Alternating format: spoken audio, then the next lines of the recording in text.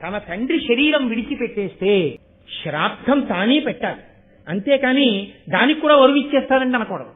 దీక్షావస్త్రాలు ఇచ్చేస్తానండి, వరుడు ఇచ్చేస్తానండి, ఆయనకి అధీనం పెడతారండి, ఆఖరిని ఎప్పుడో వచ్చి 1 గంటకో ఎప్పుడో నేను ప్రసాదం నేను వెళ్ళిపోతానండి అనకూడదు. నువ్వే పెట్టాలంతే కూర్చొని.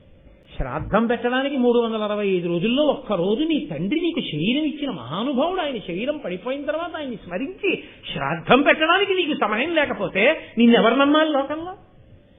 నీకు శరీరం ఇచ్చిన తండ్రికి శ్రాద్ధం పెట్టడానికే నీకు ఖాళీ లేకపోతే నన్ను నువ్వు ఉద్ధరిస్తావా?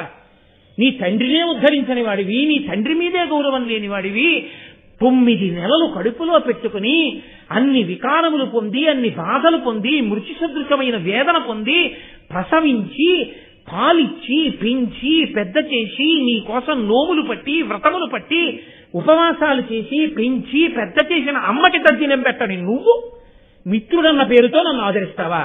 నిన్ను నేను నమ్మనా?